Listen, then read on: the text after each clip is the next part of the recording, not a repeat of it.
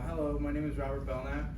This is my presentation for Economics 200, and for my presentation I'm going to be talking about HGV drivers and is there really a lack of them in the United States. So first of all, what is a HGV driver? HGV stands for heavy good vehicles, or heavy good vehicle, and that is what we know as semi-trucks, up north at least. And so what requirements does one of these drivers require? And they require a CDL license, which is a commercial driving license, and that is also falls under Class A and B vehicle license. And so having good vehicles, main purpose is to get a product from one place to the next, and that is part of the supply chain. So they are a major and important factor in the supply chain itself. So what is their economic importance? So they carry 70% of total America's freight weight by volume, and a total HGV drivers travel around 430 billion miles a year. And they haul 10 billion tons of products that are considered necessities for people like us. So, are numbers of drivers decreasing in the United States? We all know that there is a shortage going on, and products are even hard to find on in certain stores, food, clothes, you name it. Right now, there's currently a labor shortage of 80,000 drivers. However, this occupation is one of the largest in the nation, with over 2 million drivers nationwide. And between 300,000 and 500,000 of those 2 million drivers are long haul drivers. So they are the ones who drive across country and get the product from point A to point B in a long period of time. And also state governments issue around 450 CDL license a year. So what are some problems and inefficiencies? So currently, when we look at these numbers, the age of the workers currently, it averages around 47 years old, and that's around the time when people start thinking about retirement. And with an average annual salary of $46,000, it's not that.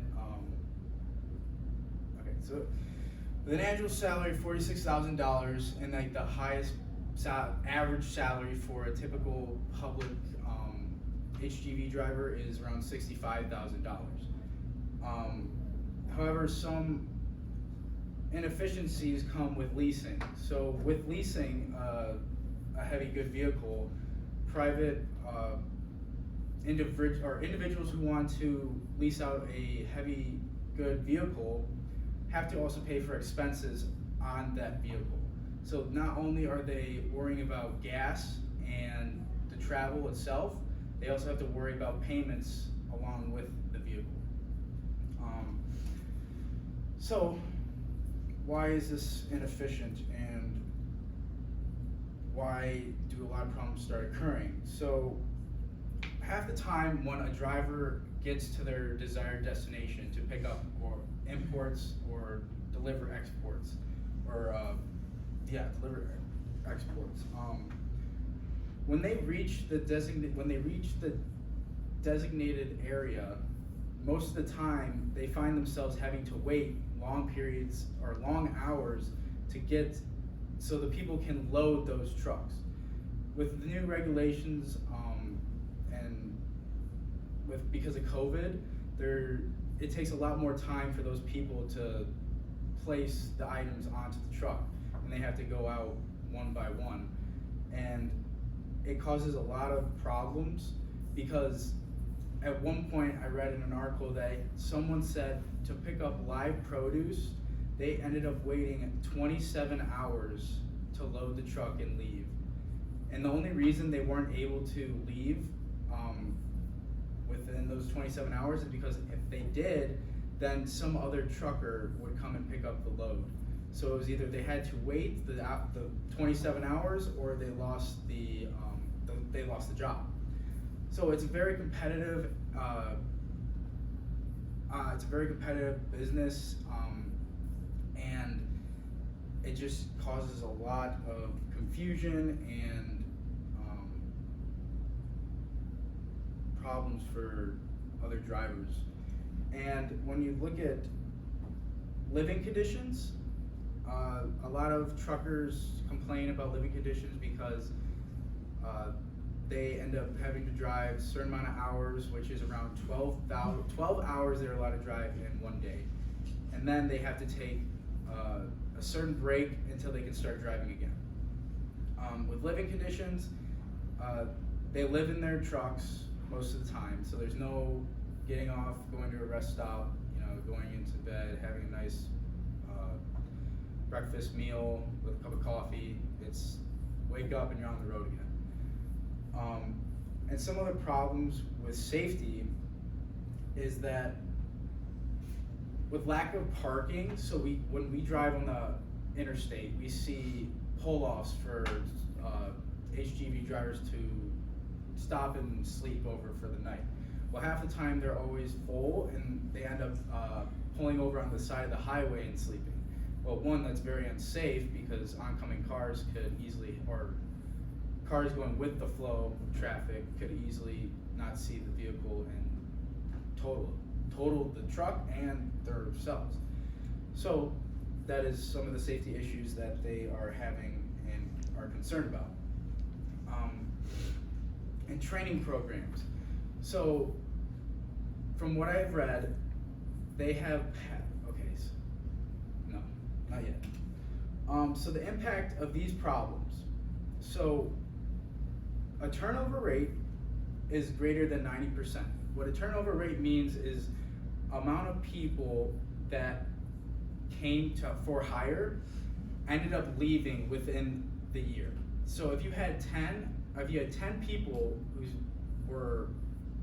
signed a contract for a 1 year obligation, 9 out of those 10 people ended up leaving the company or organization of whatever trucking company it was, and finding business elsewhere, or even just not driving trucks anymore.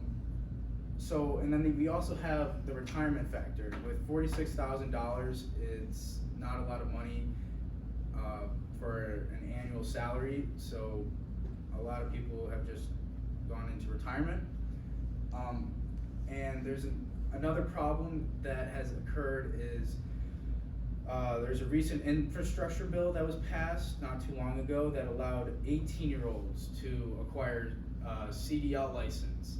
Now, it doesn't seem like a big deal, but when you really understand how many precautions there are with driving such a vehicle, it takes a good amount of years to accomplish the skill of driving a large vehicle like that.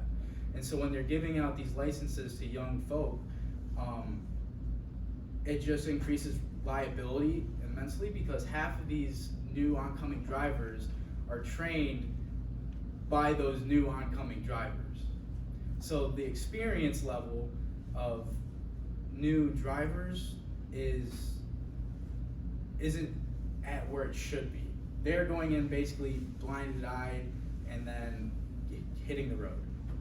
So the demand is very high for HGV drivers, and the problem is that they're almost giving out too many licenses because they want people to be able to deliver the imports, the products to certain areas, but it's just not working because half of them or 90% of them are already quitting in the first year.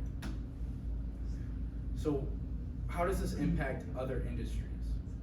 Well, first of all, it creates shortages, and the reason it creates shortages is because as truckers are having to compete for the job, the products are put on almost like a halt because they have to then wait, and it just keeps piling up, and then they can't get it out quick enough. They can't get the products to the stores or even on the trucks in a decent amount of time. So it's more like time efficiency is what the real concern is with the HGV industry. It's not so much the lack of drivers, it's more that companies aren't giving their drivers the quality and the pay needed to drive such vehicles all year round. And it can also affect consumer decisions. Certain companies have private-owned HGV drivers who pick up certain things for that company, and they work with them. Half the other drivers it's a gig basically, and what a gig is like waiting on the side of the street, waiting for somebody to tell you that they have some work that you need to go, that you want to do, so you hop in the truck and go do the work. So that's basically what it's come down to for this industry. So yeah, and then the liability comes from the young drivers who don't have the experience that is needed to drive such machines. So how can everything be fixed? Well, it can't really be fixed right away. However, just like in any economic situation to improve the industry, technological advancements, what they're looking at is applying sensors on the sides of the cars, cameras, and just better, they're trying to have make the drivers safe as possible when they're on the road. So what I found is that trucking is more of a lifestyle. It's not a job. It's when you are a trucker, you live and breathe driving, and it takes up a lot of individuals' times and money itself. And so a lot of HGV drivers would like to have an annual salary of about $100,000. Now that seems like a lot. However, in order to retain the trucker lifestyle, it's almost necessary because people are living under those conditions and they want to be treated fairly. And then what else can be fixed is that a more reliable source of income. So if they have a job, if they know about a job, they'll have the job. Like, it's not going to be up in the air for grabs. They're going to have a for sure location to meet, and they'll be in and out just like that, and they can continue on their work. And so those are so that's what can be fixed.